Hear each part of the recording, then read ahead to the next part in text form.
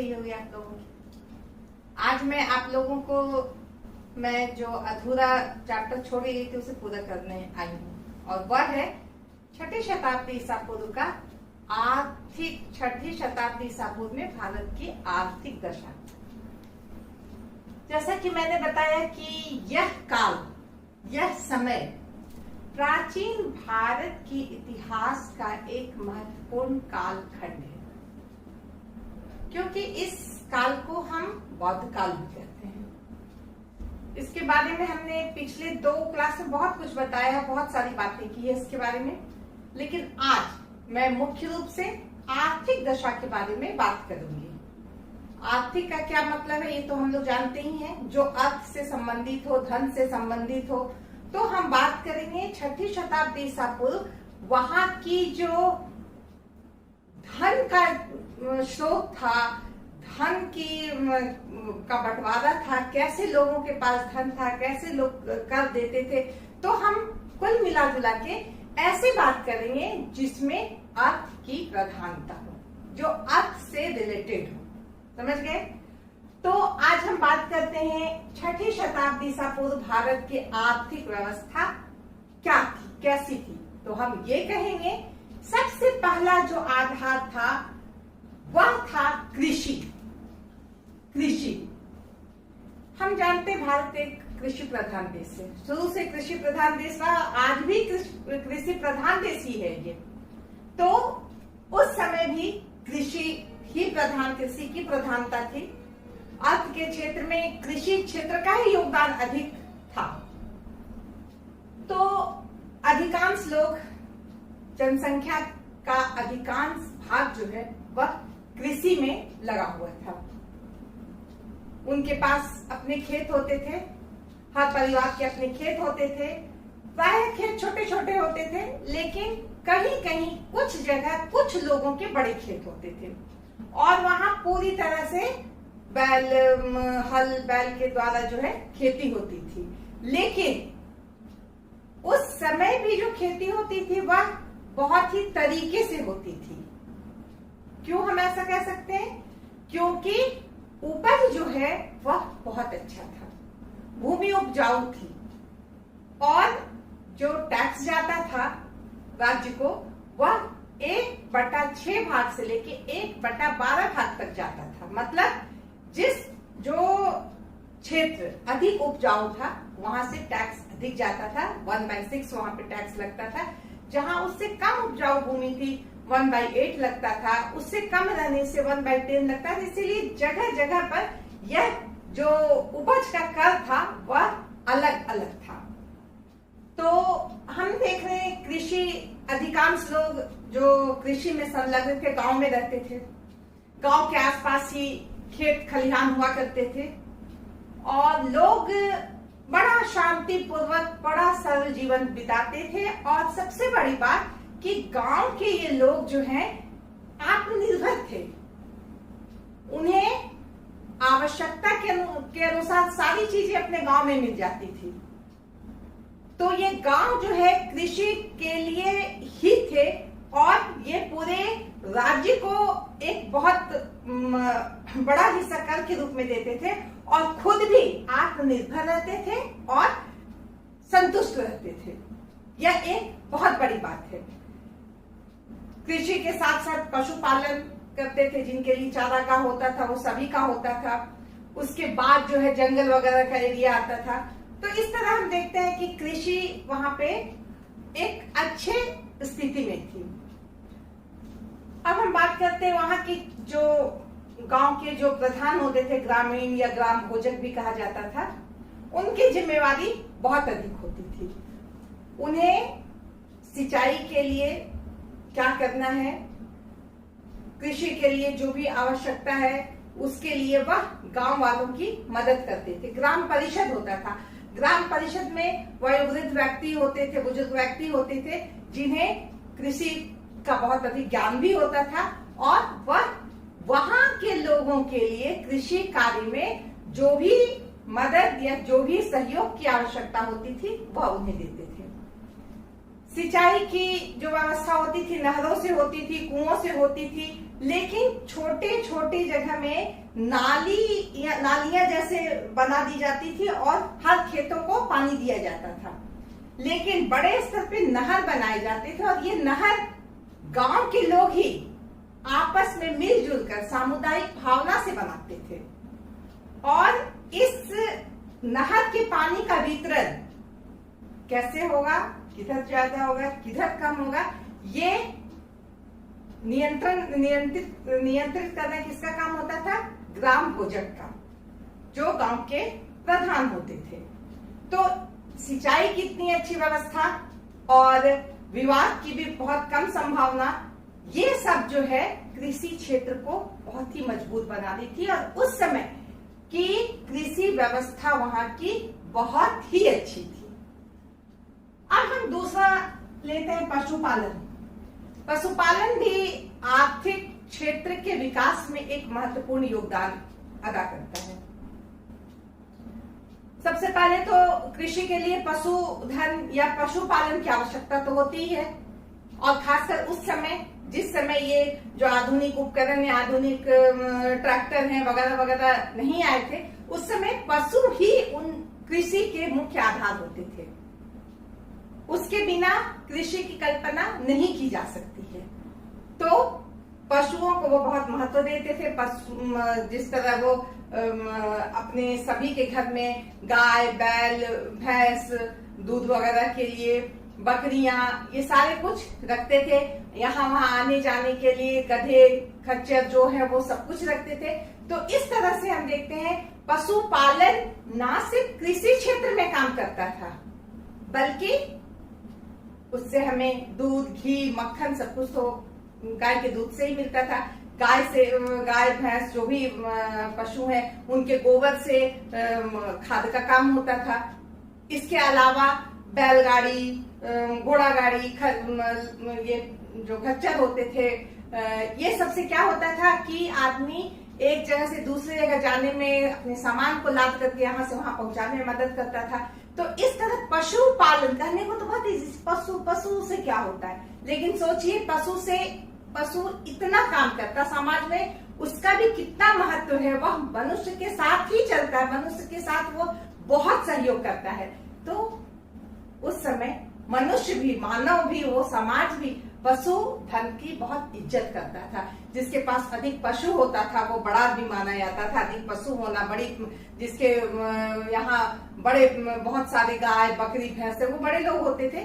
तो पशुधन का बहुत महत्व था और यह पशुपालन जो है आर्थिक स्थिति को मजबूत करने में एक बहुत बड़ा अपना योगदान देता था। अब हम बात करते हैं उद्योग धंधे।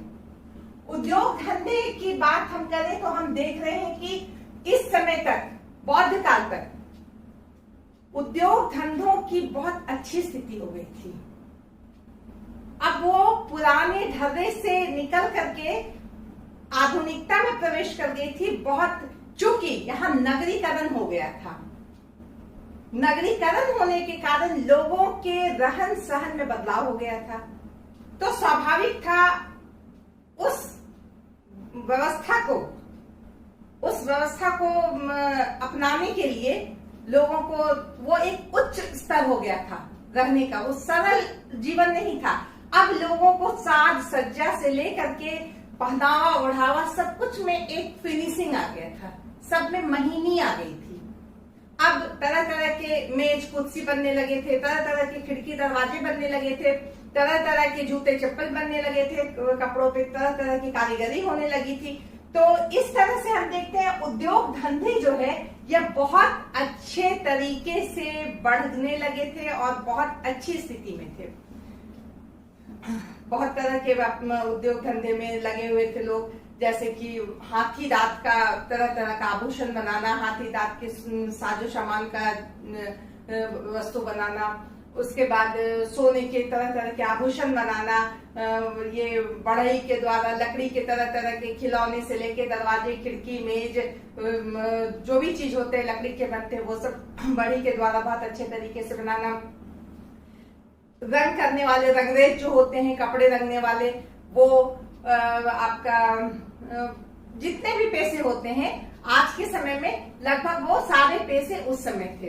हाँ, अब बात करते हैं धनुष बनाने वाले। अभी तो धनुष बनाने वाले नहीं मिलते, लेकिन उस समय धनुष बाण का भी जो है वो भी एक उद्योग धंधा ही था, क्योंकि उस समय वही मुख्य अस्त्र शस्त्र के रूप में वही सब यूज हुआ करता था।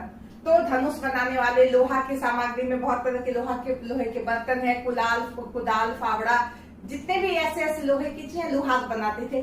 तो इस तरह अगर हम देखें तो उद्योग धंधा बहुत ज्यादा फैल गया था और इसका खपत भी था।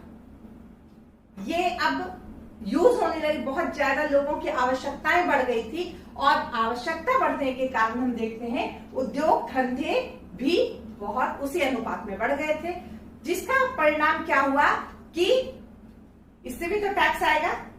लोग काम कर रहे हैं, खरीद रहे हैं, बेच रहे हैं, तो यह भी जो है राज्य के आय का एक बहुत बड़ा साधन बना। तो इन उद्योग धंधे में जितने लोग लगे हुए थे, इनका जो है अपना अपना एक ग्रुप बन गया था। अच्छा, ये मैं बाद में बताऊंगी, श्रेणियां में आएगा, श्रेणियों में उस समय बताऊंगी। तो इस तरह हम देखेंगे कि बहुत तरह के व्यापार हो गए थे, लोग सब में मन से काम कर रहे थे। कुछ ऐसे थे जिनको थोड़ा सा निकृष्ट भाव से देखा जाता था, चमड़ा का काम करने वाले, चाहे इस टाइप का जो मछली पकड़ने वाले, इन सब को जो है थोड़ा हे दृष्टि से देखा जाता था। लेकिन बाकी लोग समाज को एक महत्वपूर्ण अपना एफर्ट दे रहे थे। अब हम बात करते हैं व्यापार और वाणिज्य की। व्यापार और वाणिज्य, जब हमारे उद्योग धंधे बढ़ रहे हैं तो सिंपल सी बात है, व्यापार तो बढ़ेगा ही, वाणिज्य बढ़ेगा ही। यहाँ वहां जाना है, सामान उस देश से इस देश में लाना, उस राज्य से इस राज्य में लाना है। तो इस तरह व्यापार और वाणिज्य में बहुत अधिक वृद्धि हुई। अब पहले के बनिस्पत हम देखें तो इसमें वृद्धि इसलिए हुई क्योंकि ये महाजन पद का काल था। महाजन पद में हमने देखा कि 16 राजधानियां तो थी ही, जो बड़े बड़े नगरों में तब्दील हो गई थी। इसके अलावे भी बहुत सारे नगर थे, राजधानी के अलावे भी राज्य में बहुत सारे नगर थे जो बहुत ही विकसित और एक अच्छे नगर के रूप में उभर करके सामने आए थे। तो इन नगरों में व्यापार का ये नगर व्यापार के केंद्र हो गए थे। इसके अलावा महाजन पद जो थे, 10 महाजन पद, उसके भी नगर जो थे वो भी एक विकसित नगर हो गए थे और वहां पर भी व्यापार वाणिज्य भरपूर होता था। तो इन व्यापार वाणिज्य में क्या होता था, इन उद्योग धंधों से जो उत्पादन होता था, इसे एक जगह से दूसरे जगह तक ले जाने में बहुत बड़ा काम होता था व्यापारियों का। वो जाकर के व्यापार करते थे। इन व्यापारियों के लिए भी बहुत अधिक सुविधा थी।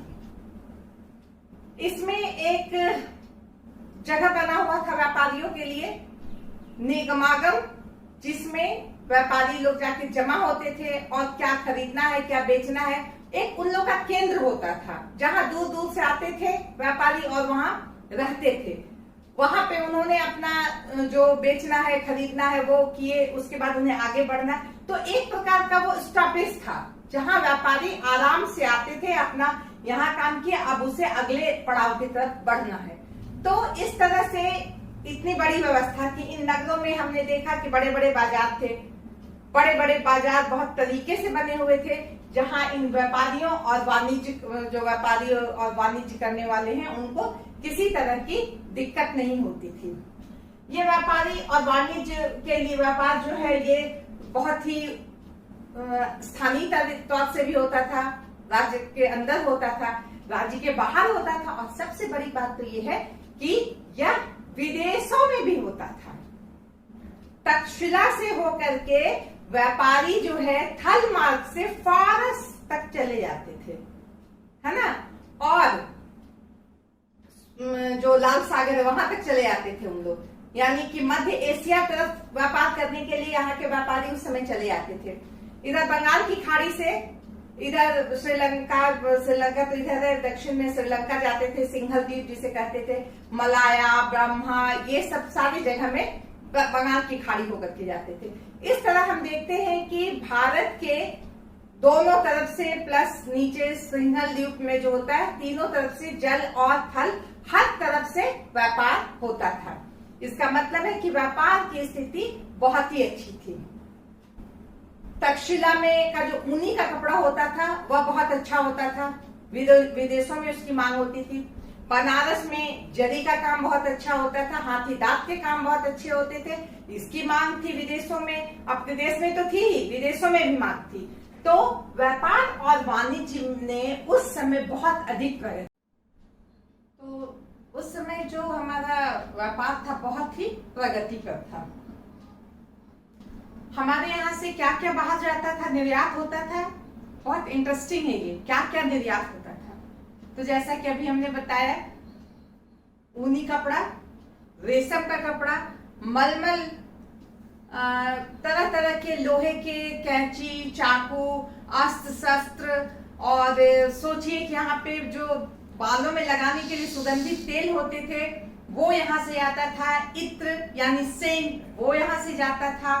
तो इस तरह हम देखते हैं कि बहुत सारे यहाँ के जो वस्तुएं थी उसका डिमांड जो है वह बाहर होता था। और जैसा कि मैंने बताया कि विदेशों में भी व्यापार होता था। तो बहुत सारा जो व्यापार था वह नाव जल मार्ग से होता था। जल मार्ग से कैसे होता था? नाव के द्वारा। तो सिंपल सी बात है कि नाव भी अच्छे रहते होंगे, अच्छे क्वालिटी के, बड़े बड़े रहते होंगे जो बहुत दूरी की यात्रा करते थे। तो थल मार्ग से तो यात्रा व्यापार होता ही था, जल मार्ग से भी भरपूर व्यापार होता था। और इस व्यापार और वाणिज्य ने देश को बहुत समृद्ध किया। सिंपल सी बात है, विदेशों से आ रहा है पैसा, हमारा इधर से जा रहा है, आ रहा है, आयात निर्यात, इससे देश को बहुत अधिक आय होती थी।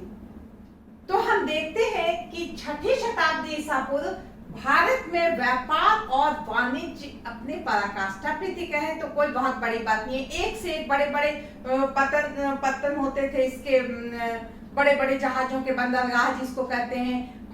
अभी जो भड़ौच है उसे उस समय भूगु कक्ष कहा जाता था उसे। महाराष्ट्र में जो सोपरा है वो यहाँ पश्चिम बंगाल में है एक बंदरगाह। वो बहुत अच्छे अच्छे बंदरगाह थे उस समय जो बाहर के देशों के साथ, विदेशों के साथ व्यापार में अपना महत्वपूर्ण योगदान देते थे ये बंदरगाह। अब हम बात करते हैं श्रेणियों की। ये श्रेणियां क्या थी? ये श्रेणियां क्या थी? आजकल का जो व्यापारिक संघ होता है, बिल्कुल श्रेणियां जो थी वही काम करती थी। एक धंधे के लोगों का एक ग्रुप, दूसरे धंधे के लोगों का दूसरा ग्रुप, इससे हर तरह का धंधा, जो हर तरह का एक प्रोफेशन था उसका एक ग्रुप हुआ करता था। जैसे कि वस्त्र का जो वस्त्र उद्योग में जो लगे उनका अपना ग्रुप होता था, जो लकड़ी के काम में लगे उनका अपना ग्रुप होता था, लोहा के काम में लगे उनका अपना ग्रुप होता था। इस तरह जितने भी काम होते हैं सबका अपना अपना ग्रुप होता था। जो स्वर्णकार होते थे उनका अपना ग्रुप होता था। इस तरह सभी का अपना अपना ग्रुप होता था और उसमें से एक उन लोग अध्यक्ष को रखते थे जिन्हें श्रेष्ठिन कहा जाता था। वो जो है उस संघ के अध्यक्ष होते थे या उन्हें ज्येष्ठक भी कहा जाता था। और बहुत बार ऐसा होता था कि जैसे कि अभी मैंने बताया कि लकड़ी का काम करने वाले का अलग रहता था, सोने का काम करने वाले का अलग रहता था, लोहे के काम करने वाले का अलग अलग संघ होता था।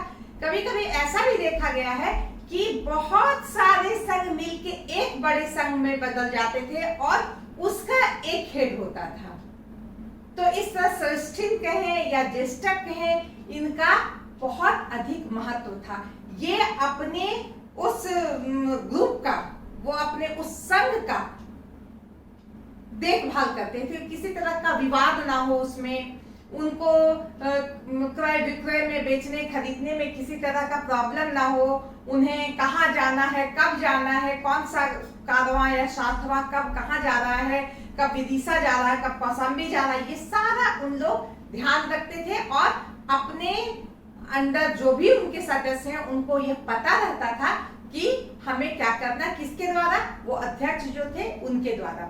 ये श्रेष्ठिन जो थे या ज्येष्ठ जिनको कहा जाता था, इनको राज दरबार में भी बहुत महत्व था। कभी कभी इन्हें बड़े बड़े पद पे भी रखा जाता था और इनका महत्व था। इस पे जो है इनके अलग नियम कानून होते थे जिसमें राजा भी जो है हस्तक्षेप नहीं करते थे। तो इस तरह हम देखते हैं कि यह श्रेणियां उस युग में वर्तमान की का व्यापारिक संघ था, जो अपने उस पेशे वाले उस समूह को व्यापारिक सहायता देता था और उसकी सुरक्षा का भी प्रबंध करता था। तो इस तरह श्रेणियां का आर्थिक क्षेत्र में एक बहुत बड़ा महत्व था। अब हम बात करते हैं मुद्रा। मुद्रा यानी सिक्के, पैसे, जो हम पहले क्या होता था, पहले विनिमय पद्धति पे काम चलता था। हमारे पास चावल है, मैं तुम्हें चावल दे रहा हूं, तुम्हारे पास गेहूं है तो मुझे गेहूं दे दो। तो इससे बहुत सरल था, क्रय विक्रय इसी टाइप से होता था। लेकिन हम देख रहे हैं जब इतना विस्तृत हो गया सब कुछ, व्यापार होने लगा, विदेश से व्यापार होने लगा, स्वदेश में हो रहा, अंतर राज्य के अंदर, राज्य के बाहर, इतने तरह के पैसे हो गए और उस पर भी इतने उन्नत हो गए, सारे क्षेत्र में इतनी उन्नति हो गई, तब अब स्वाभाविक है कि वो विनिमय वाला जो था वो खत्म हो गया। अब जटिल हो गई थी व्यवस्था। अब जो व्यापार है, क्रय विक्रय है, अब उस समय जैसी सरल नहीं रही थी, अब बहुत विस्तार हो गया था इसका। तो अब क्या इसके लिए होना चाहिए था, इसके लिए एक माध्यम क्या था खरीद बिक्री के लिए, वह था मुद्रा। तो ये मुद्रा जो है, ये सिक्के जिसको हम कह सकते हैं, ये तरह तरह के होते थे। कुछ तांबे के होते थे, कुछ चांदी के होते थे, कुछ सोने के होते थे। तो सबसे जो न्यूनतम इकाई थी मुद्राओं की, वह थी कहपण, जिसको हम कशादपण भी कहते हैं। इसका अलग अलग वेट रहता था। ये 146 ग्रेन का होता था, इसका वजन था इतना। इसी तरह चांदी का भी सिक्का होता था, जिसे वो भी कहपण ही कहलाता था, कशादपण ही कहलाता था, और वह लगभग 58 ग्रेन का होता था। तो ये हुआ मुद्रा की न्यूनतम इकाई, जो मिनिमम जो इकाई थी वो थी। अब इसके बाद निष्क होता था, सुवर्ण होता था, सुवर्ण, उसको जिसको स्वर्ण कह सकते हैं। तो ये सब जो है ये सोने के सिक्के होते थे। इसके अलावे भी तांबे के बहुत छोटे छोटे सिक्के होते थे, मासक, काकनीट, कस, ये सब तांबे के छोटे छोटे सिक्के थे जो क्रय विक्रय में काम आते थे। तो इस तरह इन सिक्कों का बहुत अधिक महत्व था। बड़े बड़े व्यापारी जो हैं इस पे अपना मुहर लगाते थे कि कितने, इसकी शुद्धता का जांच करके इस पे मुहर लगाते थे। तो ये मुद्राओं का बहुत अधिक महत्व हो गया था, किस लिए, खरीद बिक्री के लिए, क्रय विक्रय के लिए। इसके अलावे भी बहुत साधन थे क्रय विक्रय करने के लिए। बहुत सारे पत्र होते थे, कागज के पत्र होते थे, जिसको दिया उधार पत्र होते थे, ऋण पत्र होते थे, ऐसी हुंडियां होती थी। ये ऐसे कागज की मुद्राएं होती थी कि भाई ये आपके पास 10,000 का ये कागज मैंने दिया और जब मैं आपसे लूंगा, तो ये कागज के का ये रूप में होता था। इसके अलावा बहुत आश्चर्य वाली बात है, उस समय भी ये व्यापारिक संघ में बैंक जैसे भी चीज होते थे, जो लोगों को ऋण देते थे, उसे कर्ज देते थे और बदले में उससे इंटरेस्ट लेते थे, आज की तरह। इसका प्रमाण है बौद्ध साहित्य में, बौद्ध ग्रंथों में, बहुत जगह ये छोटी छोटी जातक कथाओं में इस तरह की बात है, जिसमें पता चलता है कि लोग इंटरेस्ट यानी ब्याज पे जो है कर्ज लेते थे। इसके बाद उस समय गिरवी भी रखा जाता था। लोग अपने सोने चांदी खेत को भी अब आवश्यकता पड़ने पर गिरवी रखते थे। तो इस तरह उपलब्ध थे जो लोगों के सुविधा के लिए बने हुए थे और जिससे लोग अपने काम को आगे बढ़ा सकते थे। तो हम कह सकते हैं कि इस मुद्रा का प्रचलन जो इतने सटीक तरीके से और इतने स्ट्रॉन्ग तरीके से किया जा रहा था, यह यहाँ की उन्नत आर्थिक व्यवस्था का एक आईना था, एक प्रतीक था। अब हम बात करते हैं परिवहन की। जब इतनी सारी बातें होंगी तो परिवहन तो बहुत जरूरी है भाई। परिवहन, एक जगह से दूसरे जगह आना। उस समय देश, जैसा कि मैंने बताया कि 16 महाजनपद की राजधानियां थी, जो बड़े बड़े नगर हो गए थे। उन राज्य में राजधानी के अलावे भी बहुत सारे नगर थे और ये नगर काफी उन्नत थे। व्यापारियों का आना जाना लगा हुआ है, इतने सारे उद्योग धंधे हैं, तो यहाँ से वहां, वहां से यहाँ होना ही होगा। तो इसमें हम परिवहन का बहुत अधिक महत्व था। व्यापारी आना जाना कर रहे हैं, पूंजीपति आना जाना कर रहे हैं, साधारण लोग को अपने रिलेटिव्स के घर जाना है, घूमने जाना है, तीर्थ करने जाना है, तो आना जाना यानी परिवहन व्यवस्था वहां रही होगी, तभी लोग उसका इतने अच्छे तरीके से यूज करते थे। तो इन परिवहन व्यवस्था में हम देखेंगे कि लोग क्या बैलगाड़ी, घोड़े गाड़ी, रथ, ऐसे चीज का यूज करते थे।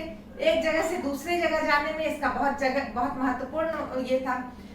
इन लोग जब जाते थे, जैसे कि मान लीजिए कि एक जगह से दूसरे जगह जा रहे हैं, बहुत लंबा रास्ता है, बीच में जंगल भी आ सकता है, बारिश भी हो सकती है, बहुत धूप भी हो सकता है, तो ऐसी अवस्था में लोग, जंगली जानवरों का भी डर रहता है, तो जब बहुत दूरी की यात्रा करनी होती थी व्यापारियों को या सामान्य लोगों को, तो एक कारवां चलता था जिसमें 500 बैलगाड़ी होते थे, लगभग 400-500 इतने बैलगाड़ी होते थे।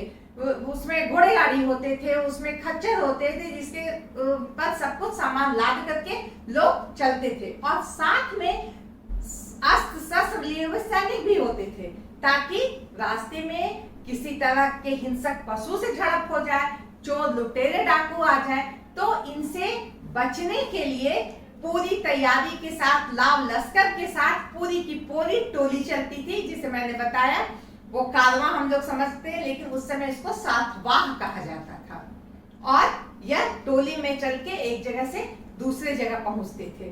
तो इस तरह हम देखते हैं कि परिवहन व्यवस्था अच्छी थी।